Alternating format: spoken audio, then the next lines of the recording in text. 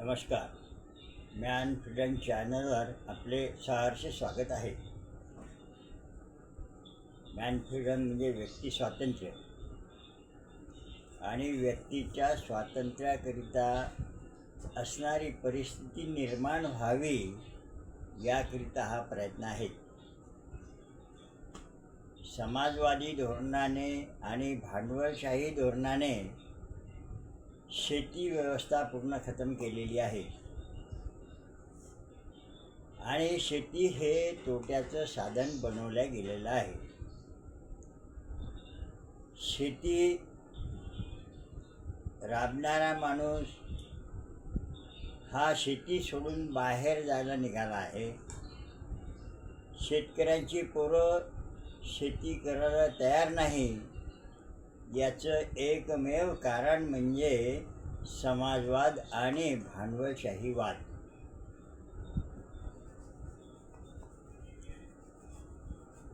बाबासाहेबाच्या original घटनेमध्ये प्रमाणे जर देश चालला असता तर शेतीप्रधान देश झाला असता.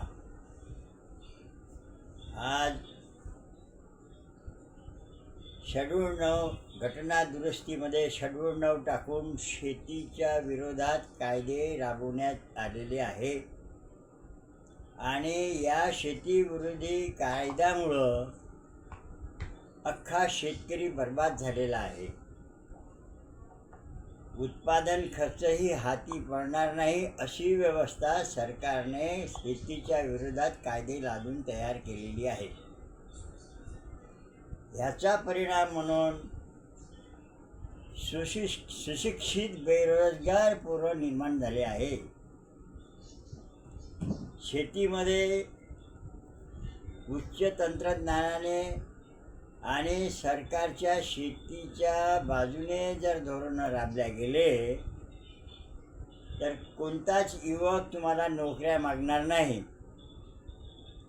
आज सुशिक्षित बेरोजगार तयार झाले याचं एकमेव कारण म्हणजे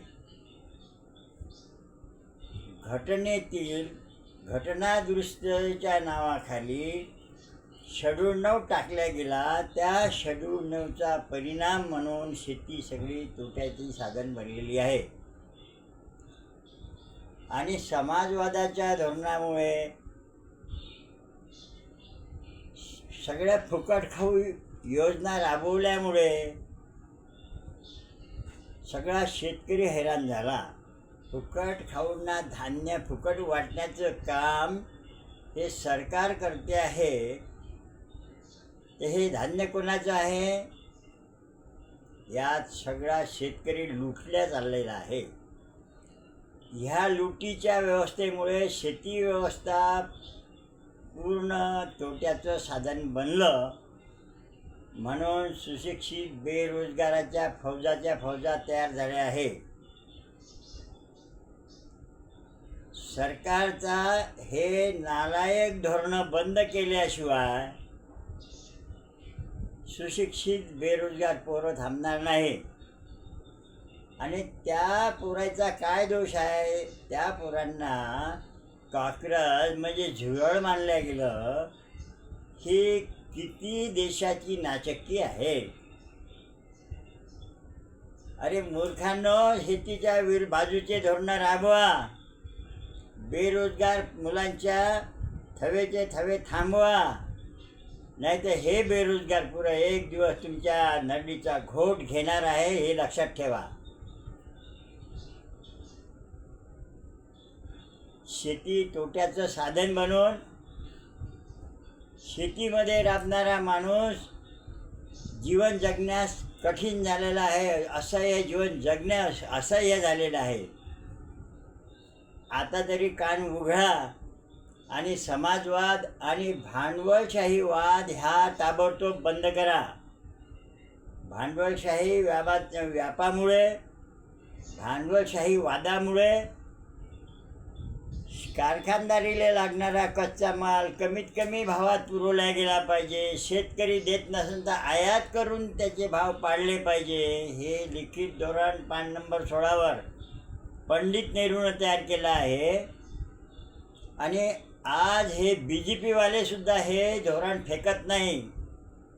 समाजवाद आणि भांडवलशाही वाद फेकून व्यक्तीचं स्वातंत्र्य जर निर्माण झालं तर सुशिक्षित बेरोजगार पोरं, ग्रॅज्युएट पोरं, चांगले शिकलेले पोरं आज चपराशाच्या नोकऱ्या करायला तयार आहे.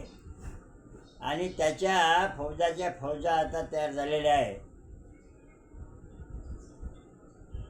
याचं एकमेव कारण आहे शेतीची लूट.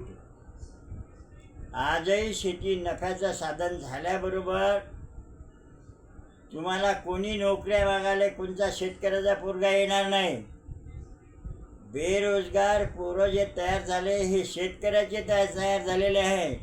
याचं कारण म्हणजे शेतीत त्याचं पोट भरत नाही, म्हणून पोट भरण्यासाठी त्याला धडपडण्यात आलं.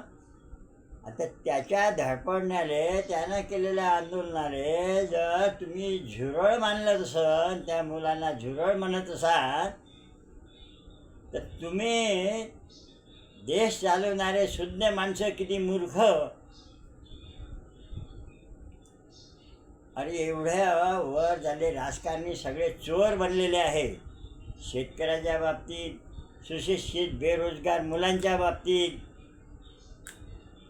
आज कठीण परिस्थिती निर्माण झाली आहे. म्हणून झुरळ पार्टी तयार करायची पाळी त्या युवकावर आलेली आहे. कारण सगळी सरकारी व्यवस्था, सगळे समाजवाद आणि भांडवलवादांना हे सगळं समाज जर्जर झाला आहे, सगळा युवक जर्जर झालेला आहे. आता तरी डोळे उघडा आणि समाजवाद, भांडवलवाद ह्या फेकून खऱ्या अर्थाने व्यक्तीचं स्वातंत्र्य व्यक्तीला द्या. म्हणजे तो तुम्हाला भीक मागायला कधी येणार नाही. तो त्या बाबतीत समर्थ आहे. त्याला तुम्ही पंगू बनवलेला आहे. इतके बोलतो आणि इथेच थांबतो. आमच्या चॅनलला लाईक करा आणि सबस्क्राईब करा.